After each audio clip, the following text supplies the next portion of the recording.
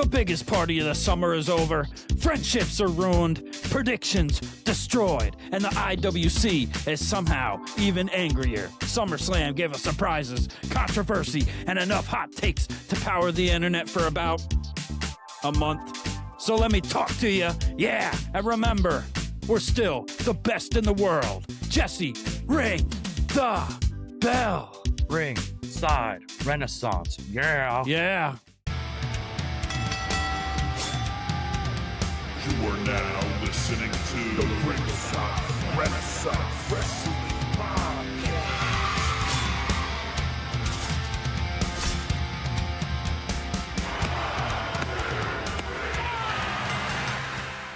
And we're back for another episode of Ringside Renaissance. And we're here talking WWE SummerSlam and the aftermath, everything that follows, the IWC, Monday Night Raw, SmackDown coming up. Yeah, exactly. And we are, as seen on Netflix, Busted Open Approved, and the original bad boys of the wrestling podcast world. We are rated RR for Ringside Renaissance. And I'm here with the best co-host, the best tag team partner, the best friend in the world, very deadly Jesse. Yeah, make some noise. Yeah. And I'm Andrew. Kombat Jones. Yeah, click, clack. IWC. Y'all trying to be ruthless? You are cursed. Yeah, exactly. That's right. That's right. Yeah. Man, oh man. SummerSlam, the biggest party of the summer. Shit's going down right now. They did you ever see well, compared to last year's SummerSlam, you were there live. Obviously, you have some reason, like some bias for that and everything. But this one, CM Punk did come out of it still as WWE Undisputed Champion. Wait, what'd you say? Say it again. CM Punk did come out of SummerSlam as WWE Undisputed Champion. Yeah. You're damn right. That's right. That's damn right. Dollar store poppers. Yeah. CM Punk, baby, still champ on the big stage. Came in champion, left champion, undisputed. Now, I know you were there live. You saw him win the championship there for 5 minutes. Everything else from last year's SummerSlam to this year's SummerSlam. I forgot everything after that point. Yeah. Okay. But what do you think of last year's, this year's? Is it comparable? A lot of people were complaining, there's not enough story. And what are they doing? Storylines. There's not enough people in the audience. Yeah. Not enough people in the audience. It was tarped off. Listen, I'm pretty sure there was parts when I was at SummerSlam last year and it was packed. From what I saw on TV, from my view on my TV, it was packed. So I don't know what other people are watching. I understand, but I will say this. Pretty much every WWE show, AEW show I've been to, there's been some part in the arena that's been tarped off. No matter what it is, pay-per-view or TV show. Now, I'm not saying it's a whole section, one's more than the other or this or that, but it's just a normal thing that happens. So I don't want to hear the bullshit about that. I don't want to hear the bullshit about the storylines. I really enjoyed this year's SummerSlam too. I like the build-up, and I think when you look at it going back now a few weeks with the stories that led up, everything makes sense and it comes full circle. Yeah. And it makes you appreciate it a little more. And I did go back and rewatch like Punk versus Cody and relating it to last year, comparing it to last year. It's hard to do because John Cena had such a big part. And of course we had it at MetLife Stadium. So we had the whole tri-state area coming to it, and this year, it's in Minnesota, and it's Minnesota, so it is what it is. No, no knock on that, but it's just population centers, and especially like a WWE town or a city, New York and the tri-state is so much more of that. So that's what you're gonna get. But with the matches, I could have took a few off of last year, and I could have took a few off of this year. I agree. I still enjoyed it and had a good time. What did you think? Night 2 is definitely better than night 1. I think there's this better vibe. It flowed a little bit better. Yeah. That's not to say, Different vibe. Yeah, Punk and Cody, you know, there was, you know, people weren't over the moon about the moonsault and other things that happened Oh, within the Lord. match and whatever. But, you know, it is what it is. I'm about to crash out. Yeah. I'll get to that after. I'm just, you know, I just overall think it was a good show, you know, for what it was, the biggest party of the summer, you know, but I'm more excited and looking forward to the aftermath and like the direction that these stories are going from the end of SummerSlam on through Raw that we saw this past Monday night. Like all of those are kind of just very intriguing to me. I think there's a lot of stuff coming out of it I mean, we saw some cool returns at SummerSlam, some that we thought were going to happen, some that probably came the night after. That was kind of cool. But, you know, I'm really, really, really kind of buying into this a little bit. I kind of fell out of like the hype, and we had talked about this about kind of WWE losing its momentum a little bit. Yes. Since like the Cody My finished his excitement's story there now again. Yeah. Yeah. And but I gotta say, man, like overall, like where every kind of story and every kind of like feud that's going on, or like the seeds that have been planted, I can't think of any that I'm not really kind of in it for. Like every Yeah. one I'm kind of like, okay, what's gonna happen here? Okay, where are they going with this? What's the A direction lot of they're going with this one? stories. Right. And looking back to even last year's SummerSlam, you know, they had made it a 2-night thing. It was the first time, and then they continued it obviously to this year. And it was kind of like a reset. You almost felt like it was like WrestleMania. Like it almost felt as big as WrestleMania being 2 nights, and then how they followed it up with Raw, even last year with the Vision and all that stuff going forward, and now this year going forward with how they're following up. They did follow it up with Raw, like with all these new storylines and everything coming out of SummerSlam. So I thought that was good, and a good way to set the table of going forward to what we have now. Looking forward to like Money in the Bank, and then the Royal Rumble, and then way down the road, obviously WrestleMania and everything all over again. Well, you know, Start the cycle. Start the cycle. Should be interesting to see on Unreal season 5 or 6. You know, at that point. But there's a lot of big shoes to be filled, you know, going forward with what they're doing. Going back, so we'll go back to night 1. You know, they had started it off with a bang. We weren't sure what we were going to get. We had first heard that it was announced like the week or 2 before on ESPN what the main events were going to be, which was supposed to be Punk and Cody and Roman and Seth. And then it was changed to Oba versus Brock, which, you know, made sense. Wasn't mad about it, you know. And some people were saying that maybe the Undisputed Championship was going to start, the men's Punk and Cody were going to open the show, which I was like, I don't think that's such a great idea, honestly. But we saw Liv and Io Sky come out, and I think that's one of the predictions we got wrong, because we definitely had the curse of Danhausen. We figured it was going to take out Liv, and didn't quite catch up with her yet. I think it's catching up a bit now, but I like that. I actually like the Liv Io Sky match. I like the ending of it. I thought it was kind of creative with the Oblivion, and I loved Io Sky, you know, doing the head flip out of it first, and then Liv sticking with it and catching her, and then retaining. And it's what needed to happen going forward for what we saw on Raw. I think it makes a lot more sense that Liv continued to be the champion. So I like that part of it. Yeah, I agree. And it's like, you know, we're both wrong, you know. Yeah. Shoot us. But oh my God. Yeah. I think for what it was, like they're two great athletes that put on a great match. Like, you know, I think Liv is only as good as like her partner, and Io is really tried and true. I guess it's good for it's true for any wrestler. But yeah, I mean, overall, I think that was probably the most solid match I think of night 1. I think can't really think of. I'll say I think my favorite entrance beside like Punk maybe, or like the whole Cody thing. I thought when Jacob, you like Cody's entrance.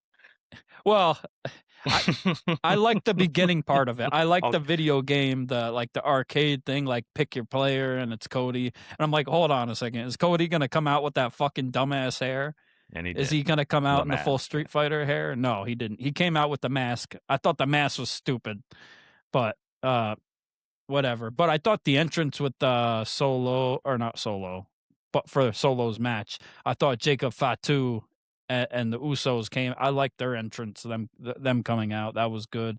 That was a good match. Solo was great, doing more of his Solo's so babyface good. stuff, running it back, you know, so we get to do the yeet and talk about turning the Usos into, you know, not being liked now. Solo is completely over, and he loves where he's at, and everybody loves Solo. So I'm telling you, there's and they people got the win. LA Knight got the pin, which showed to be very important going into Monday Night Raw. Also, man, did we get any of our predictions right? Yeah, that's true. We did. Yeah, we did. Yeah. Fuck that one up. Yeah. I don't know. I see a lot of people online talking about how Solo doesn't make a good babyface. I am here for it, dude. I have so much fun watching him. He is like living his best life right now. It's almost like a modern day Rikishi almost. Like he just out there just exactly what having it fun is. and just doing his thing. Like Yes. it does not matter. Yes. Like and him and LA Knight doing like the hug at the end and like I thought there was going to be a Yeah. turn, man, but apparently they're trying to go with this. And when he gets sarcastic and does all his stuff and starts talking shit and like with the suits, and he's just over, man. And like you said, the Rikishi thing, like it's a direct correlation to that. it's refreshing to see Personality wise and everything. Yes. Like it's refreshing to see him have a personality because for so many years he did the was enforcer thing and then he didn't say anything. Right. Yes. And then he did like the leader of the new bloodline and, you know, the MFT thing. But to see him just have his personality come out and just have fun, it's like, it's refreshing to see. And when you can tell someone's having fun on the camera, like I have fun because it's like, oh, Right. okay. Yeah. And it's big for LA Knight to pin Jey Uso. And that leads into, again, another seed planted that moved into Monday Night Raw into where they're going next, which is awesome. Right.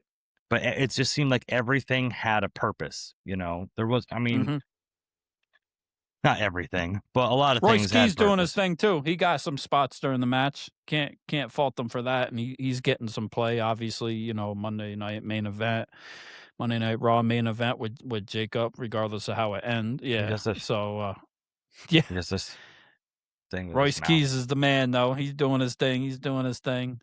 So yeah.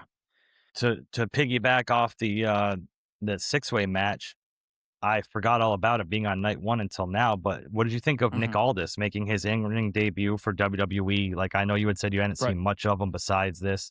He was Magnus in TNA, he was Nick Aldis in NWA, whatever. But what did you think overall of like the match and like, did he live up to the expectations that I put on him as being a great wrestler in your eyes anyway? Absolutely. Yeah. And the crowd received him, you know, coming out to Oasis too, like coming out in his ring gear too, which I looked up and I saw that it's the same ring gear that he used, you know, he wore in TNA too, or not TNA, NWA. Yep. NWA. Yeah. Right. So that's pretty cool. Yeah. And I thought he hung in there with Gunther and put on a good match. And he also, you know, didn't need to beat Gunther. Probably wouldn't have made sense for him to do that. And he tapped out, you know, did what he had to do, but defended his honor, like, you know, and his spot, like Triple H had said. But, you know, more after the match and like listening to him talk and having, you know, Mickey James and his kids and his family in the ring, and then listen to Triple H talk. They were all getting emotional about him having his match and how big of a deal it was. So that was really cool. So I appreciated that. And then, of course, the thing with him resigning and then Triple H ripping up his resignation and saying he don't accept it. So it was just too cool. Yeah. Like can't be mad at it at all. Like it all made sense, the match and the ending and everything Gunther going forward, you know, and then it made sense going in the night too for what was to happen. So exactly. Everything flowed, man. Like the order of matches, everything just kind of flowed in my eyes anyway. I know that Ruthless Ringside Wrestling Talk is probably not going to agree with that, but that didn't flow.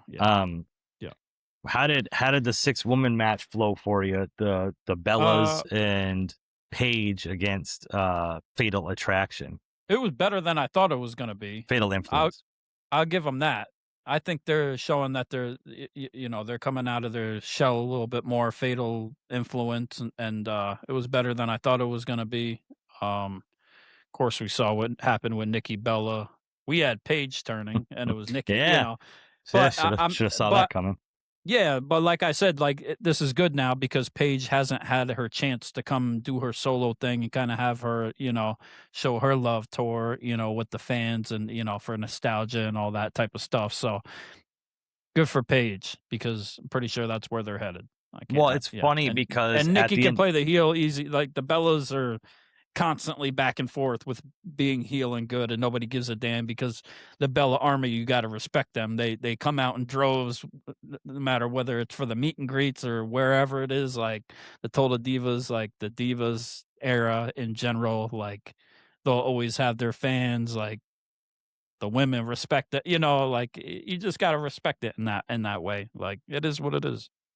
now we got that flip because of the Bellas turning on Paige at the end of it, and it's funny how you couldn't. I mean, Brie got but got and then hurt. Nikki just gets back from injury. Now Bree's hurt, and there was some. I don't know if Yep. you heard of the chit chat, if you will, online. I don't know if you followed this or not, but hey, listen, that's what I'm here for. The shit chat. So supposedly, what a lot of people were thinking was that Nikki and Bree turning on Paige was a doorway to get AJ Lee back because AJ Lee and Paige teaming together to take on the Bellas. Oh, okay. And now that's kind of ruined because of Brie Bella having to be out for a while now. It's a break in her shoulder, I think, or something. So yeah, it was something with her shoulder. I haven't seen what came out of it, but yeah, that's what they were talking this about. almost that seems sucks. This almost seems along the same lines as the whole Vision storyline, where it's kind of just been snake bitten. Like everything that they try to do with it just keeps messing up and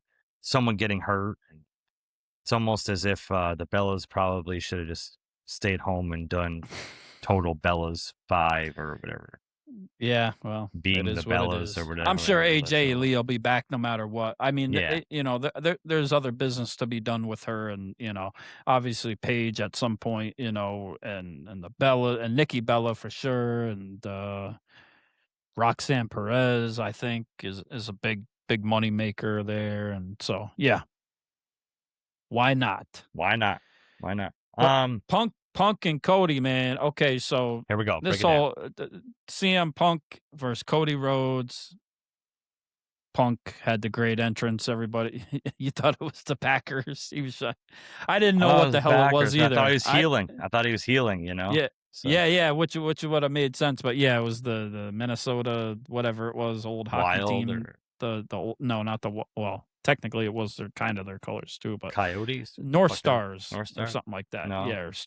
Yeah, something like that. Yeah, from an older team, but okay, that was cool. A lot of talk about if he shit his pants again. Yeah. Or if he was sweating.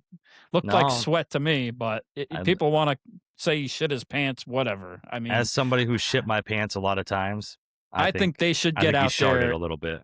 I think they should get out there. You should get out there in the heat of the summer and wrestle and see if you get a sweat spot where your ass is. I mean, that was pretty. Oh, jeez. Pretty perfect turd. It looked. I didn't see anything slip out on the ring. So, nah. Yeah. You think his butthole puckered on the thing and made a perfect circle, or? I think it was sweat, but. Other people, tell me you don't know ball. Just like all the people wanted to talk about the Knicks the whole time, and then we seen what happened with that. Still champions, Oh God! But tell me you don't know ball, and you don't know CM Punk, and you don't know wrestling. You don't watch wrestling. You don't watch interviews. You don't watch anything. When CM Punk says CM stands for like 10, 20 different things, and one of them is crooked moonsault. Yes. Which pays tribute to Terry Funk. And not only has he done it before to John Cena and countless other matches. So tell me you don't watch wrestling at all, you fucking idiots. And talking about the match, like the match wasn't like over the top, like crazy, extravagant, like all these crazy spots or anything. Kind of like if you'd go back to like the Gunther match that it was kind of similar. I'd like the Gunther match with the blood and what had happened last year with Punk, and then going back to like Roman Reigns versus Punk, which was a lot more over the top and spots and this and that. But Cody and Punk was more like an old school type of match, like a slow burn, um, methodical, and Good word. yeah, and very a lot of psychological stuff going on with it. With it starting out with Punk, kind of hurting Cody's hand or wrist or whatever, and going left after the arm, and then it happened to Punk and going after the knee or the leg, which also tied into the moonsault and everything else they did. I wasn't sure what the hell was going to happen for a while. When I saw Charles Robinson was the referee, I was like, without a doubt, there's definitely going to be a referee bump. And I'll give them credit because when the bump happened, Cody caught him good. But on top of that, I just could have swore there was going to be a nut shot coming. Oh.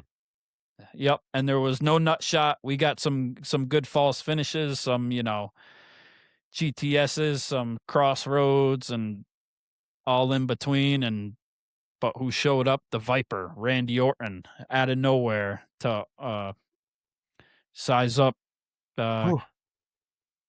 Cody Rhodes and RKO his ass and look at the camera and give a little shrug and wink. And it was all for Punk to go in and clean it up and put Cody to sleep, right for Dave LaGreca to see, sitting right in the front row, for him to Cody crybaby himself to sleep that night.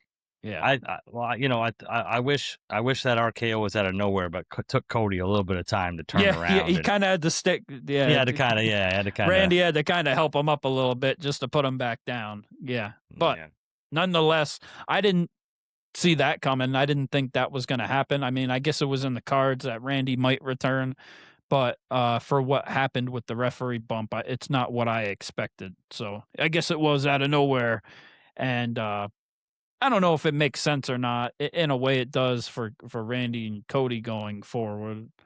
But the last time we saw Randy was at WrestleMania, and he punted Cody. So what? You just didn't get enough. You got to come back. You got to cost him. Well, you cost him the championship that he took from you. Technically, I guess, right? So I guess that could be a reasoning for it. Yeah, a lot of it behind. I think there's a lot that is left to be desired from that feud and the build up to WrestleMania. And I think a lot of fans were disappointed with Pat McAfee being involved with it. And I think it was just kind of, I think a lot of people were kind of left with a sour taste in their mouth, and they might try to right the wrong. And that feud doesn't need the title around it. Right. It was kind of cool seeing like Orton chase the 15, but I don't think at the end of the day it needs the title. I think the title would muddy the waters a little bit. The story tells itself. So it was cool. I mean, we had talked about a return that we thought, there was going to be some sort of return here during this match, but I think we mentioned Randy Orton. But I think out of the three that we mentioned, that was kind of my least possible, even though it was kind of right in our face what was going to happen. Right. Which we expected, and it's probably going to be right in our face whatever happens. And of course it was. And I will go to that match and say, leading up to it, it's like, are we going to see Punk turn? Are we going to see Cody turn? They kept it cordial throughout the whole match, even though they really went at each other at every point. Even when the ref went down, they had a shot to screw each other over or kick each other in the nuts, and they did not do that. It was very much. Yeah. So going forward, they're still where they're at, and no harm, no foul. So I kind of like psychologically where they played that, and then it leads on to them going down the road to having more matches too. And you never fucking know, right? Yeah, it gave me kind of the same feel as Ready for Throwback Mountain here. I like this. Yeah. Bret Hart and Roddy Piper at WrestleMania 8 when they fought for the IC title, because it was back and forth. They got chippy with each other. They were jawing each other, but then the referee got knocked down, and Piper had the chance to use the bell and cheat, but he decided not to, and whatever. So it kind of gave me that sort of same feel. Two people with a lot of respect for each other, but like who will kind of do like the dirty deed, and neither one of them did. So I kind of like the way that ended up. That's what I was going to ask, if it reminded you of a match in the past, because yeah, not the Punk finish because there and was Cody, interference, but yeah. right? But Punk and Cody definitely like going back to them old matches because they're students of the game and finding things that people forgot about, and a lot of this generation has never seen and remembered. And well, they tell a using little story in the things. ring too. Like he says, what's old is new and new is and so on and so forth. So it makes total sense. And telling the story in the ring, yeah, like you said, like Punk worked Cody's wrist, then Cody worked Punk's knee, and like it was back and forth. It doesn't need to be all flip tricks, high spots, And how crowd about reaction, Punk going through whatever. the table with the knee too? Oh, Kind of my like a throwback to him going through the table with against the Undertaker. Mm-hmm. You It was, like I don't know if it was supposed to be like that, but yeah, I got you. I mean, woo. CM Punk, man. I mean, he's still in there, man. He's still kicking. I'm just saying, like, there was a couple Botch Mania might have a good time with SummerSlam with CM Punk, but right. You know what? I kind of enjoy some of the botches in a way because it makes it seem more real. Yeah. Rather than when everything's it seems picture perfect, choreographed, like this is next on this. It makes it seem more real. Like we don't know what we're doing, because in the end, that's what it's supposed to be, right? Like, and on top of that, like, I mean, when you do a jump from the top rope through a table or things like that, that's a scary. I mean, imagine looking down at that. I mean, I wouldn't blame somebody for shitting their pants if they had to do something like that. So, like, that was way early. All the haters, I was at the beginning. You must I'm trying to give them the benefit of the doubt. I'm trying to give them the Okay, benefit of the doubt here. I mean, come on, man. I mean, so much can happen when you go through a table and you're jumping off the post like that through a table. I mean, we saw great athletes. Logan Paul. Tears ACL, MCL, whatever it was, doing it to Roman Reigns, everything, and so many times with moves like that, you never know what's going to happen. Even the moves that seem minuscule or whatever is how you get hurt, right? So, big spots like that, especially to be 48, 47, 48, doing stuff like that, willing to put your body on the line. You got to love it, so you got to respect it. And I have a tough time rolling out of bed some mornings. I'm not as old as he is, so I mean, exactly. Yeah. It's inspiring to see somebody like that, hit the gym as hard as he's been hitting it and work out and be that dedicated and that much into everything that he's doing, especially at our age and in our 30s. And he's way older than us and doing it. So it's just like, yeah, but at the same time, if I get paid millions of dollars and my job was to look good on camera, I'd probably and you go to got the money gym. for it, and you got everything at your disposal. Like that's your job true. is to look good, Yeah. But props to him for having the passion to still be there doing it, and props to him and Cody for putting on a match and keeping it cordial too, and not turning, which is interesting too, because that's what everybody thought, and nothing happened. Now the main event of the night, which you said was controversy. I wanted to touch on this quick because night 2, there's a few good matches that I'd like to talk about, but there were the big matches that I'd like to talk about were on night 1, even though I thought the execution was better on night 2. So, right. Brock Lesnar versus Oba Femi. This wasn't no 5-star burner, I don't think. Like, it was a quick match. It wasn't like it was like a 35 minute. When you look at the match times, there's not much to a lot of them. No. For the most part, even compared to WrestleMania or SummerSlam from last year. Yeah, but I think that it got the job got done. I mean, people were complaining that he missed the wood at the end when Oba Femi, that was a big part. It just I don't think they needed the Hell in the Cell, but the thought and the idea of the Hell in the Cell for Brock Lesnar is what got it over. Right. Even though they didn't. They did the symbolism. They didn't use it. It's not like they climbed it. I'm like, are they going to climb? They're going to get outside the cage. They're going to do this, that. No, they didn't use it. It could have been just a, no rules or no holds barred or a street fight to do the same thing that they did. Yes, technically, but the symbolism of it, it was there. It wasn't bad for what it was for the moves that they did, going back and forth. I got my concerns going forward. We'll get to that with Oba Femi. and stuff like that. But I thought it was good, a good showing for Brock and putting Oba over, of course. Yeah. And yeah, Brock lifting up the wood and doing the tombstone. It was cool to see, for the Undertaker and doing all of that. But yeah, he missed him with the fall from grace on the wood. As soon as I saw it, I'm like, ah, shit. And then I'm looking at Brock Lesnar look over, like, fuck. He's like, you missed, you mother. Yeah, like, damn. That's something you can't get back, but at the end of the day, it's not going to take away from it. And the result is still the result. And we had Brock Lesnar on Pat McAfee's show saying he's retired, but we've already heard him say he retired and put his boots in the ring. So who the hell knows? But if there's ever a better time to retire and to go out on top, this would be it. But I wouldn't hold my breath because of Saudi Mania coming up. Yeah. And and that's kind of what I wanted to talk about with the match itself. Wasn't like a banger classic, right. 5 stars, 6 3/4 stars. Shout out Dave Meltzer. But like, it was just meat on meat. And it was the aftermath that was what was important. Like the passing of the torch. You don't really hear Brock on the microphone very often. You don't see him putting other people over. Like he put Cody over a couple of years ago, and that shot Cody to the moon. And now he's Drew McIntyre over big. And now he's doing it to Oba Femi and saying, I'm the past, he's the future. Like big.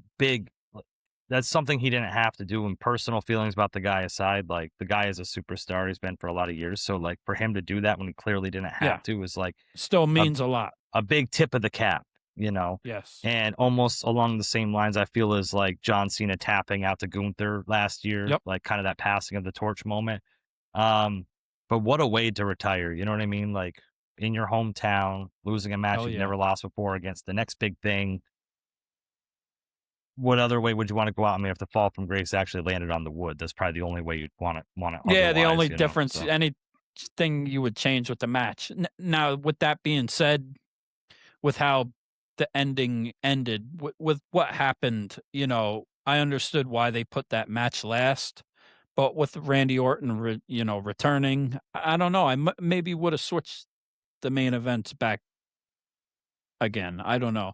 It kind of bothered me that it started so early at 6, Eastern time, because just the main event was pretty much, and it was so short. It was just pretty much just dark out just for that, which is like, I don't know. It kind of takes some of the fun out of it. Like, you want to have the first few matches, when the sun's going down or it's still up, cool. But I like, we want to see the lights, all the lights lit up and everything and stuff like that.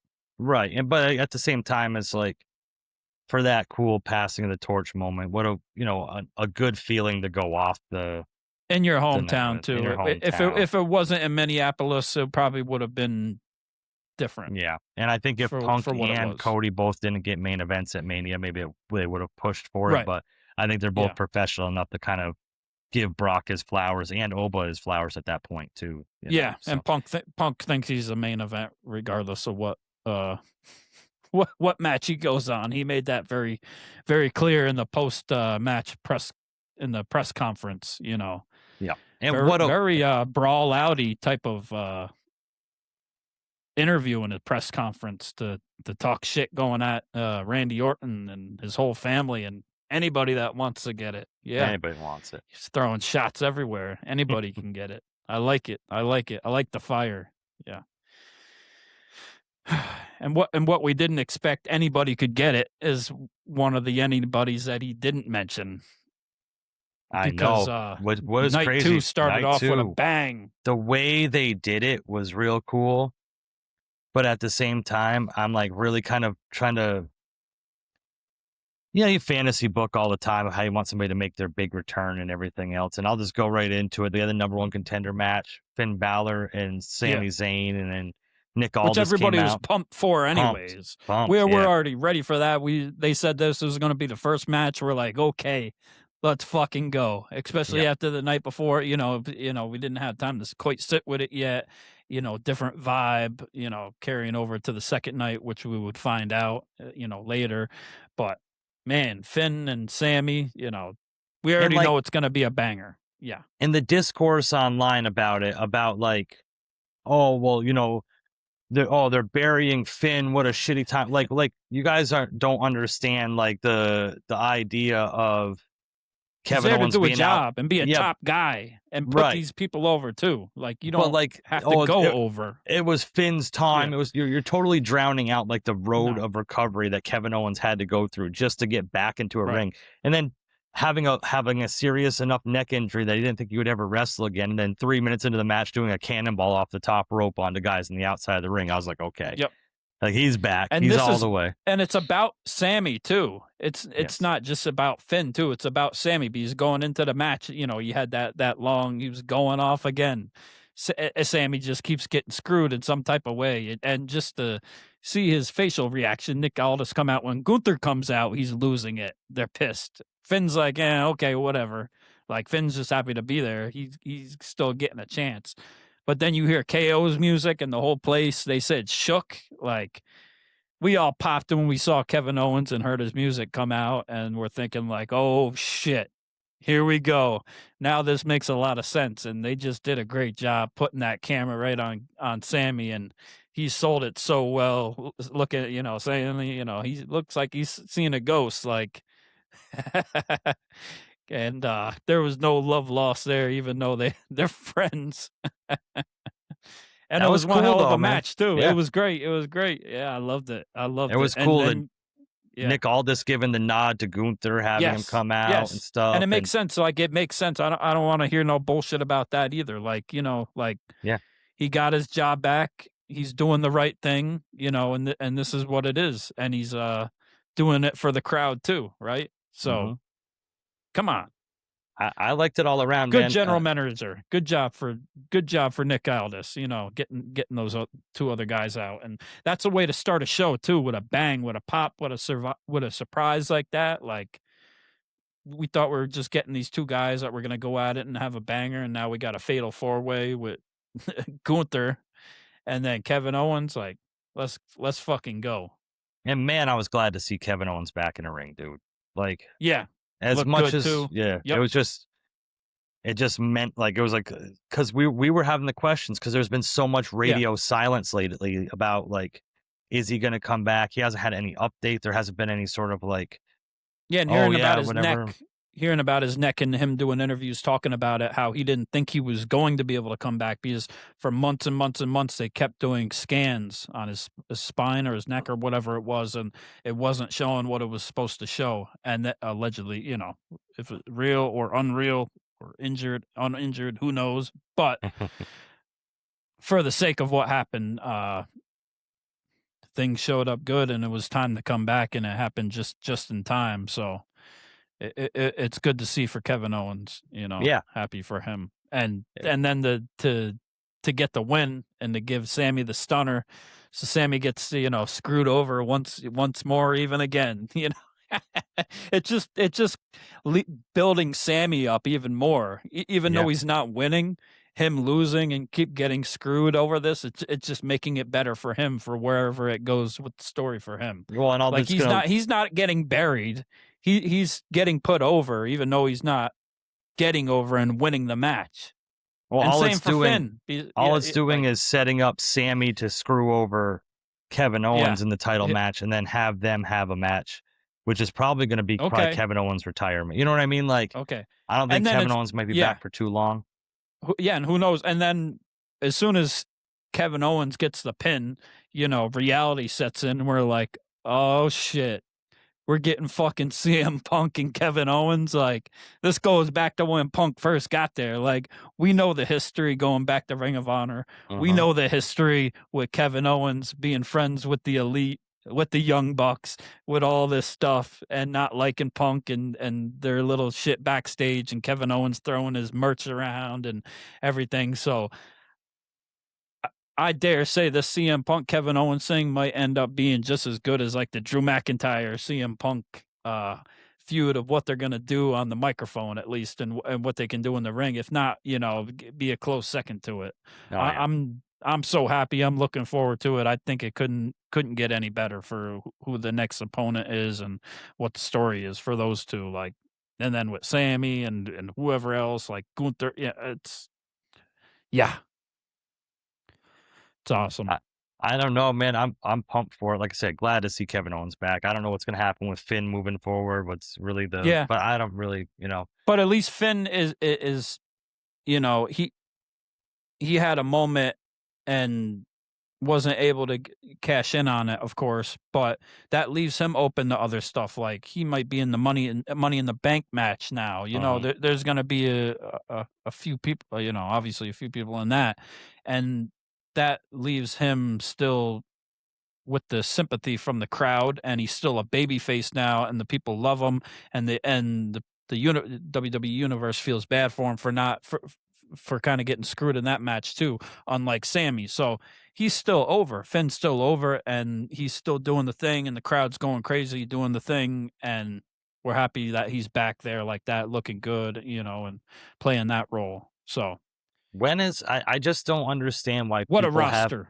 Yeah, exactly. And people have like this like idea in their head that if you don't have a title around your waist, you're not over or you're not successful. And like you said, like look at the crowd reaction, look at everything going on. Like that's not.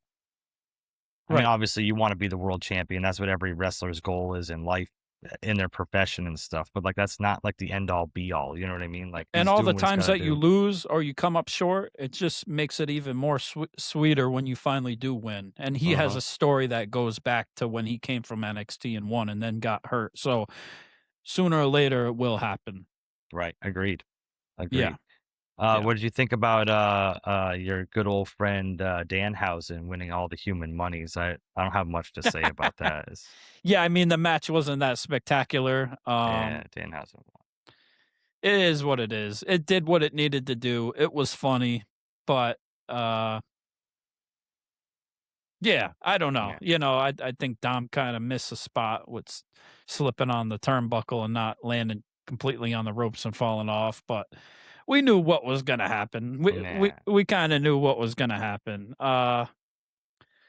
There's more to be done with Danhausen after Dom. People are saying that he's completely done now, and he jumped the shark and all this stuff. I don't think that's true. No. There's way more they can do to jump the shark with him.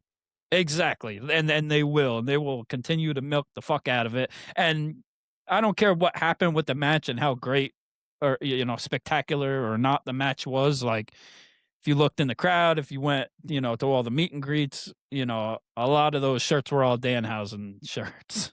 So and he still does his thing. He's still funny. So good props to Danhausen. You came in, you had all these people talking shit that weren't happy at a elimination chamber in Chicago when you came out the box, out the crate, and you made it all the way, and you made it to WrestleMania with John Cena. Now you made it to SummerSlam with Dirty Dom. Like, still, congratulations, Danhausen. You're still over, still killing it, still beloved by the WWE universe, and he did it in a very Danhausen way with his match. Yeah. What more do you expect? Not much. Just a perfect There way you to go. do it. Yeah. Chelsea Green wins the interim women's championship. Congratulations. Woo! Yeah. Was not expecting that. I mean, I wasn't really a fan of the match, really. I think it was kind of whatever. But yeah. I was happy about that. I loved seeing that. I didn't the think she was outcome is going to good. win. Yeah, the outcome is Yeah. good. The match itself, I really wasn't too thrilled. I liked the ending of it. I loved how, she got caught up in the ladder, and she's had all these problems with ladders, going into the match when you look back at some of these other matches that she's had, and all the spots and then the whole Michael Hayes thing on Unreal saying, she doesn't need to ever be champion and this and that. And the people have been behind Chelsea Green for a while now. It's kind of like this LA Knight type of thing.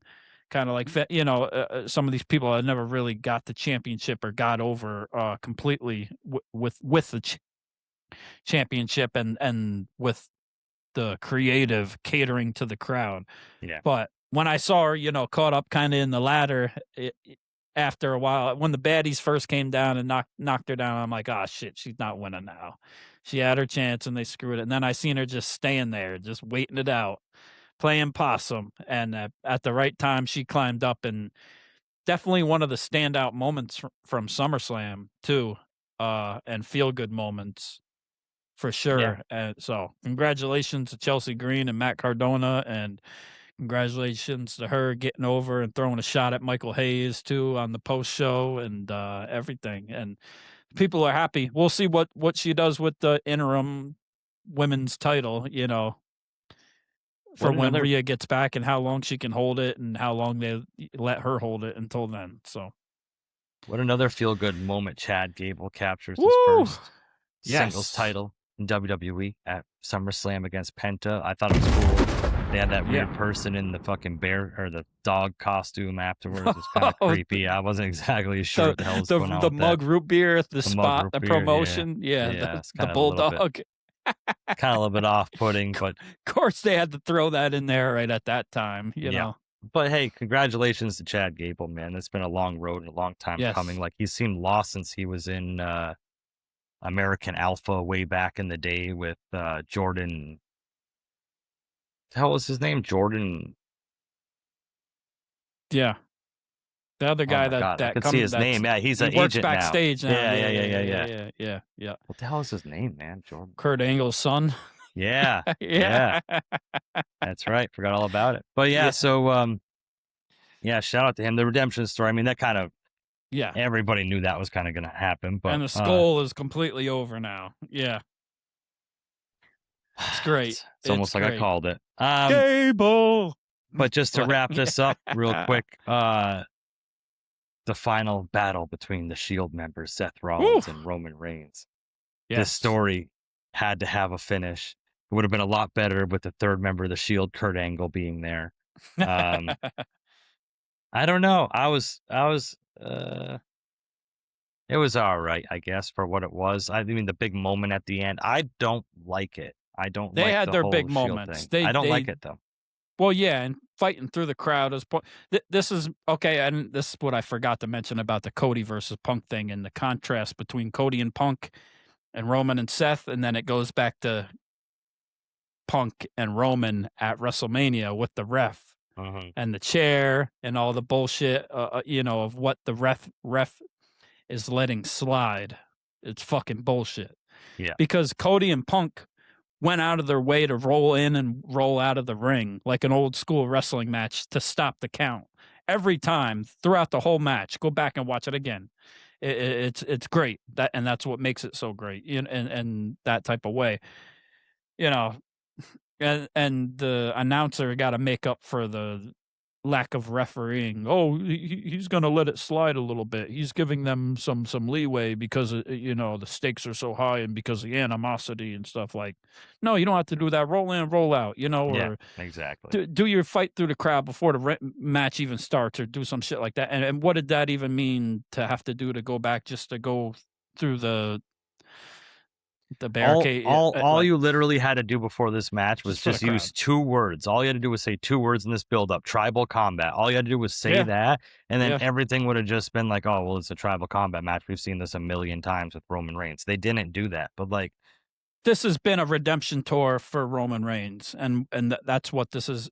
For what we see now up to this point, with CM Punk and Seth Rollins and everybody, and him having to do it on his own and not having any help and having nobody come out, and that's what this is, essentially, and having to be able to beat Seth Rollins finally, what the story was. Shout out to Seth Rollins cosplaying as Buzz Lightyear for this one too, because his outfit was great. Yeah. And the mask was cool, shout out to John Moxley, Dean Ambrose, of course. Gotta. It was cool. They did a bunch of his moves. They did the double arm DDT thing. Seth Rollins and he comes did, off the rope. Bounce off the ropes. Yeah. It was cool. It was a love letter to the Shield because, like I had mentioned to you, this is probably the last time they're probably going to face each other. Table. Yep. Yes. Yep. This is probably the last time they're going to face each other in a big spot like this, probably in a big event. So it was kind of cool. But I'm saying I didn't mind the match. I didn't like at the end Roman Reigns doing the fist thing, and which leads into Raw where he acknowledged Seth Rollins and let the crowd acknowledge him, and that's not his character. That's so not I'll separate those 2 things there, because I liked what he did with Seth, because it kind of like ties everything up in a bow, at the end, and now they can go forward and maybe even tag together and be cool again at some point. Who knows, right? Roman was able to exercise his demons and let the chair thing go and throw the chair out the ring and finish off Seth the right way. Yeah. And so that was cool. And then the show respected, the Dean Ambrose and go off the air like that. It had to be done because it was a moment and it's part of the story and it's a way to wrap up the Shield and all that whole thing. Going in the Raw now, this is my problem because Roman finishes this off looking as like a babyface, and we get into Raw now, and we have Roman coming out, and this is all I'm gonna say. Like, all you have to do is do this if you're gonna be the good guy. Obviously, you're not gonna be the good guy now because we got LA Knight coming out, which is way more over. But all Roman Reigns has to do now is not come out and say, "Acknowledge me." All he's got to say is, "Iowa. WWE Universe, I acknowledge you." Done. Bam. But we still got to acknowledge you. And I can only acknowledge so much, but I'll let you guys do it.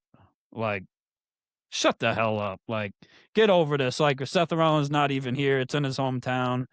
I get it. He lost. He doesn't need to be there. Like, Punk had lost and not showed up for a while. Or he did, but then he was gone. So...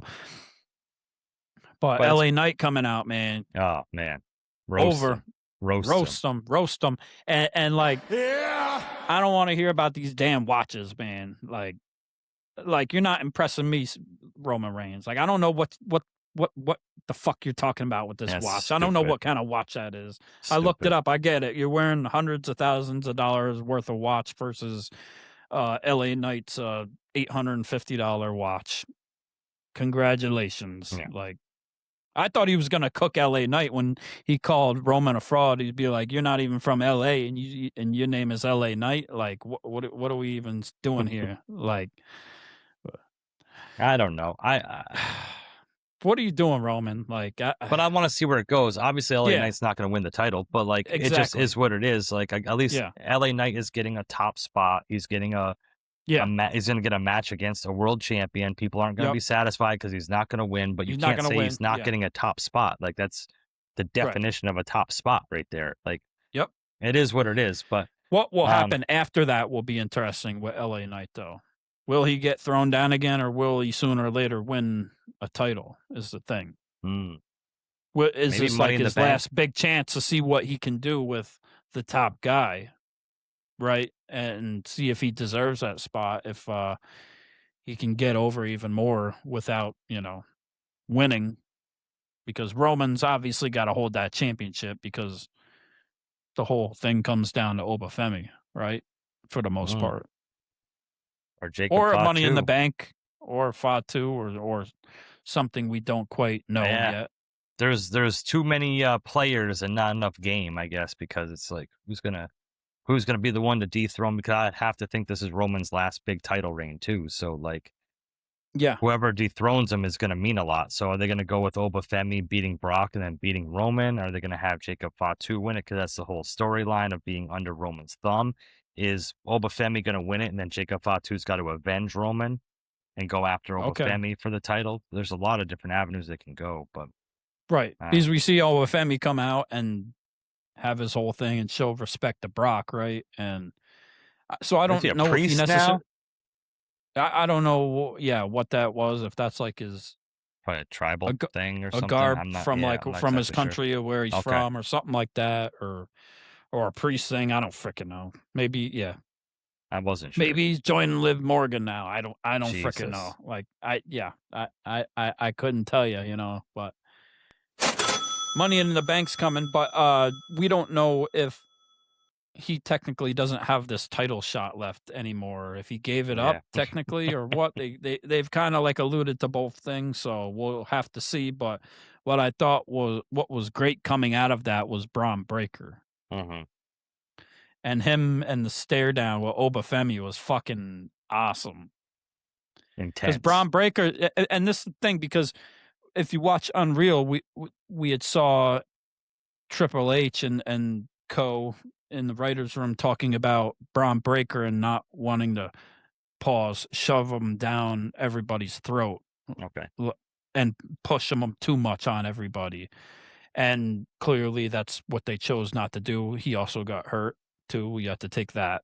But seems like they kind of chose against that, but they chose to go with Oba Femi. So will that play into the story more with them?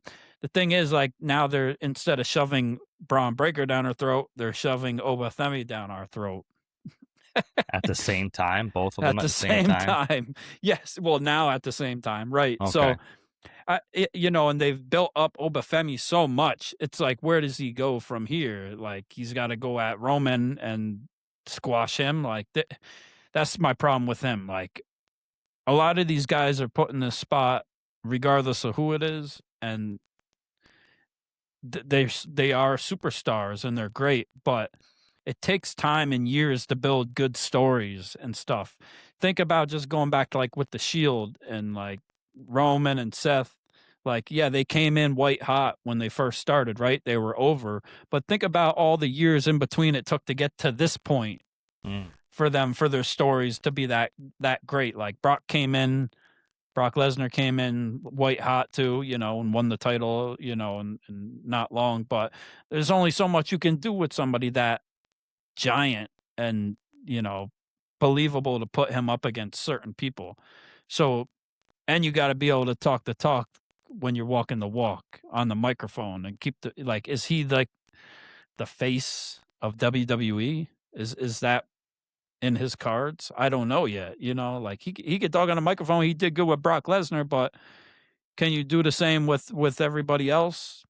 With these stories, can you build stories, out of nowhere? That's the thing about the developmental center and this whole NXT thing. It's like, what stories do we have out of this? Like, we can tap into all these other stories with, like, Punk leaving the company, you know what I mean? Like, unorthodox things that just happen that are more realistic, that you can pull out of, rather than manufactured stories. So I don't know about Oba Femi in that sense. Like, it might take time with a lot of them. Yeah, or they could, like, give him a title shot and have that one be Tribal Combat, have Fatu screw him over, and then have Oba. Yeah, I think Oba's best off winning the Rumble than having a WrestleMania main event. And then going to Royal. Well, if you WrestleMania win Saudi or whatever. Yeah, because they got to get the title off Roman before then. Because I think the plan for Saudi's got to be Roman and Rock, right? I mean, that's kind of. Oh, if that's what they're gonna go with, okay, yeah. Unless but if not, Rock's doing Moana 3 3 or whatever. So right. Imagine Maui versus versus Roman.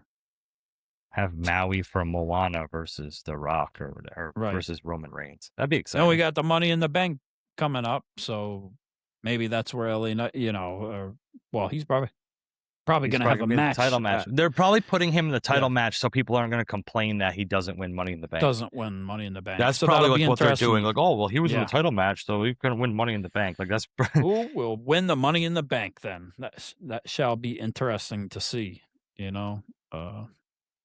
So many ways you could go with that. Yeah, I'm the men and the Braun women's. Breaker maybe. I don't know. Yeah, really kind of. Yeah. Interested. But Braun Breaker, back to him and Oba Femi, with the stare down and getting in the ring, and he still just can't let it go with Joe Henry. He's still just staring back at the entrance ramp until he's like, okay, I'm ready to fight now. And he just squashes Joe Henry and it's over. Yeah. All right. And then the backstage thing with Paul Heyman and Braun Breaker be like, well, where's your boy at? Where's Oba Femi? You're like, that's your man's now. You're like, so there's something there. Braun Breaker, Oba Femi, that's good business, I think. That's compelling. I think that's good creative. I think that's something to look forward to. So, yeah. Two big up-and-coming stars that, like, they don't need a title route up. They're eventually both going to be world champions at some point. They have to be. I mean, yeah. There's no way they can't. But I don't know. The last thing I can really think of about Raw that was really interesting was the return of both Becky Lynch and of Stephanie Becker. Oh, yeah, kind great. of involved with the women's world championship, and yes. How about the barbed wire IC? I don't even want to talk about it. Fucking stupid. Nobody liked it. I guess it made no sense. What is this? The hardcore IC title? I thought it was cool. I think it makes sense to the Judgment Day or Raquel's look. I guess, Judgment Day but it doesn't make sense. Barbed wire their whole time. Fair enough. I don't know. I thought it looked cool. There hasn't been I a think no I'm DQ the match. only person that that thought it looked cool. In the Probably. IWC. This isn't the first time that you're the That's only true. person that thought something was cool. That's true. That's true. Yeah, Yeah. it happens. But That man, my jacket. girl Liv got cooked by Becky Lynch, and it was cool to see Becky Lynch up because we didn't get Seth Rollins showing up in his hometown. But the next best thing of what they could have done, bring out Becky Lynch, the wife, bring out the wife, and turn her babyface for now against Liv, and she ain't going for the IC title. She already made that, and going at Liv and using her catchphrases that everybody hates, but using them in a good way and kind of turning them around is pretty genius and smart. And then telling Liv that she's not the best champion in the Judgment Day, and she's not even the best women's champion that slept with Dominic Mysterio. Cooked. Liv got cooked. So I'm looking forward to Becky and Liv. That should be good. We haven't seen that yet. That's a whole new dynamic, and Liv handles it well too, and handled it well, and getting at Becky, and Liv does Liv shit. Like, she plays the part very well of how that type of person would act with everything she does. Love her or hate her. She knows how to play it. And how to annoy people and what to say, and the type of character and the personality that comes with who she is. So yeah, I'm intrigued to applaud it. see Becky versus Stephanie Vaquera. I think that's going to be kind of a cool thing. And then we got to see what happens with that. Is it a three-way? Is it probably Money in the Becky Bank versus I think Becky versus Stephanie for the chance to go against Liv or whatever it is? Yeah. But looks like Liv's going to be putting that title on the line a little bit more now. Thank goodness. Since a lot of people have been complaining about it. But yeah, then Gable comes, Gable and Penta doing their thing. Of course, some crazy ass Mexican destroyer, Penta destroyers or whatever we call them. The skull is over. It's crazy. Street fight. Fatu and Royce Keys and the Usos and all that bullshit. Don't even need to get into that. That's just I think Royce Keys kind of got shut down. He got shut down, but I do think it was a good Raw coming after SummerSlam. Kind of seemed like a Raw coming after WrestleMania. If people wanted to talk crap about the go home shows going into SummerSlam, they definitely came out with a positive coming out of SummerSlam with the Raw. And what we have looking forward going into SmackDown is that's very what I'm looking anticipated. For. Punk and KO. That's like really like everything else is kind of just scenery for me. Punk and KO. Punk and KO, Sammy, Randy Orton, Cody, SmackDown's where it's at now. And like Punk was saying, if you need me to come over to Raw to get the ratings back up, I can do that too, So it's SmackDown's going to be a shoot and going to be on fire, and I think everybody's going to be tuned in to see what happens, and I hope it delivers, and just to see Punk and KO get in each other's face and talk some shit, like, it's going to be well worth the wait, and I'm all here for it, and I'm can't wait to see it. Can't wait. Yeah, can't pumped. wait. I'm pumped. Yeah, baby. SummerSlam. We made it through SummerSlam. That's what's up. Very exciting time of the year. We'll be back next week to talk about what we saw, what happened at SmackDown. Yeah. Do you like it? That's like SmackDown the most exciting on a Friday part. night, or do you like it Raw on a Monday night? That's like the most exciting part too, is because I just want to know what's going to happen with KO and Punk. Like, it's like we're sitting here talking about everything that happened, and I'm like, just feed me that right now. Yeah. Let me see what's going to happen with that right now. And who's going to interrupt? Because we know Sammy can't help himself.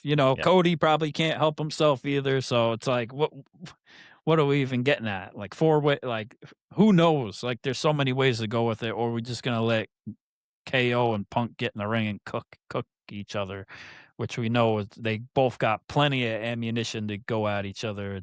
There'll be no lack of love lost and no lack of things to say for them. And I'm sure plenty more surprises to come. And Chelsea Green, too, we get to see what she's got to work with. And and everybody else on the roster for SmackDown. So we're looking forward to that. So we'll be back next week to talk about that, baby. Yeah. So it's all shaping up, heading into Money in the Bank. Who will grab that briefcase? Who will win that Royal Rumble and go all the way to Saudi WrestleMania? Yeah. Oof. Oof. Yeah, exactly. So we are, as seen on Netflix, We are, as seen on Netflix, busted open approved, the original bad boys of the wrestling podcast world. We are rated RR for Ringside Renaissance. And I'm here with the best co-host, the best tag team partner, the best friend in the world, very deadly Jesse. Yeah. And I'm Andrew Kombat Jones. And you've been listening to the Ringside Renaissance Wrestling Podcast.